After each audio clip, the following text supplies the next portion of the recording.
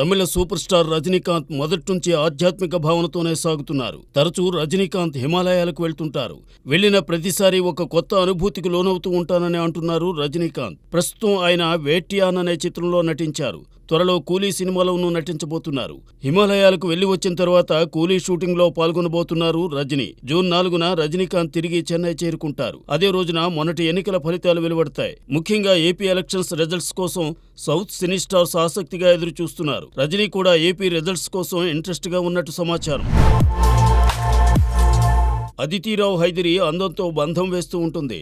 కొన్ని తెలుగు చిత్రాల్లోనూ అమ్మాయి గారు అందంగానే అలరించింది. మరింత అందంగా కనిపించాలన్న ఉద్దేశంతో తన మొహంలో పెద్దగా కనిపించే ముక్కుకు సర్జరీ చేయించుకుంటుందట అదితి. ముక్కు పెద్దగా ఉన్నప్పుడే ఎంతో ముద్దుగా ఉండేదని అభిమానులు అంటున్నారు. తెలుగు, తమిళ, హిందీ చిత్రాల్లో తరచూ నటించే అదితిరావు మాత్రం తన అందానికి మెరుగులు దిద్దుకోవడం అవసరమనే భావించింది. ఈ విషయంలో అందాల తార శ్రీదేవిని ఫాలో అయినట్టు కనిపిస్తోంది. ఒకప్పుడు శ్రీదేవి కూడా ముద్దుగా బొద్దుగా ఉండేది. ఆమె ముక్కు సైతం పెద్దగా ఉంటే దానిని సర్జరీ ద్వారా సరిచేయించుకుంది. తరువాత ఉత్తరాదిన భలేగా అలరించింది. అదే బాటలో పయనిస్తూ అదితి కూడా నాసికను శస్త్రచికిత్స ద్వారా సరిచేసుకుందని అంటున్నారు. మరి అదితి కూడా అదే తీరును అలరిస్తుందేమో చూడాలి.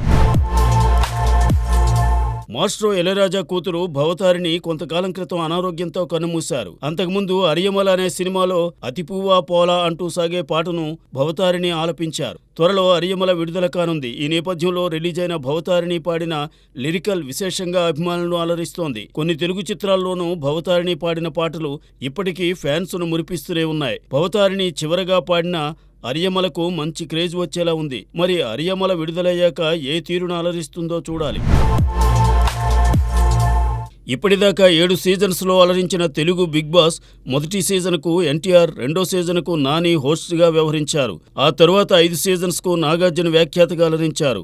బిగ్ బాస్ 8 జూన్లో కానీ జూలైలో కానీ మొదలు కానుందని వినిపించింది. కొందరు కంటెస్టెంట్స్ ఎంపికలో జాప్యం జరిగిందని టాక్. సెప్టెంబర్లో తప్పకుండా బిగ్ బాస్ 8 ఆరంభం కానుందని, ఈ సీజన్కు కూడా నాగార్జున హోస్ట్గా వ్యవహరిస్తారని తెలుస్తోంది.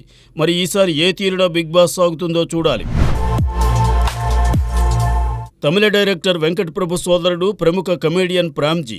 తన సోదరుడు తెరకెక్కించిన చిత్రాల్లో ప్రామ్జీ హాస్యం భలేగా పండించాడు.